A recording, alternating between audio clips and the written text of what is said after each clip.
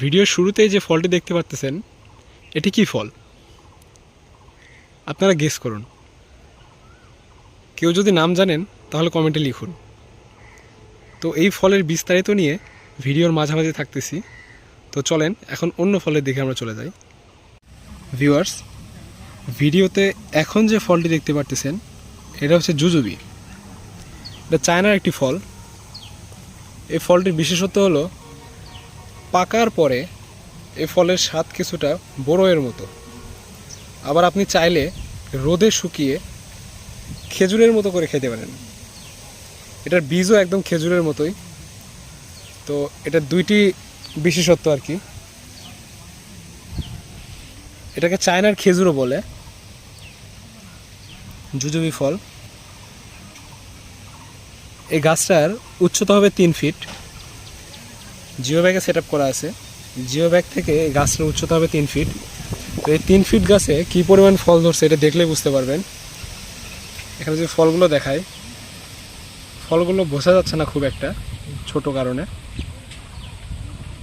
খেয়াল করলে দেখতে পারবেন প্রচুর পরিমাণে ফল আছে গাছে, প্রত্যেকটা ডগায় ডগায় ফল।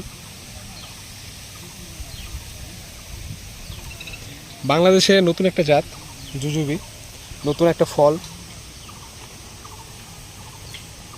তো যারা এই জুজুবি ছাদে চাষ করতে চান তাদের জন্য খুব ভালো হবে এরকম জিও ব্যাগে সেট আপ করা। আর এই গাছগুলো খুব একটা বড় হয় না, ফল দেয় প্রচুর পরিমাণে। এটাকে চায়নার খেজুর বলে।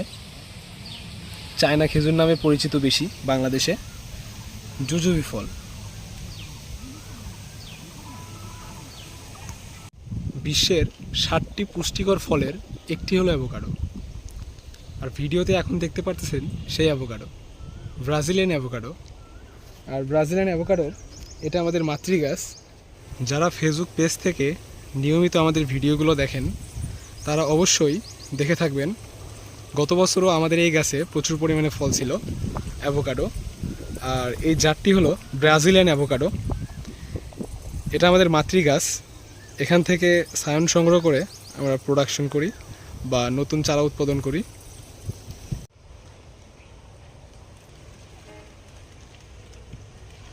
আরে সমস্যা কি? কলা শেষ হয় না কেন?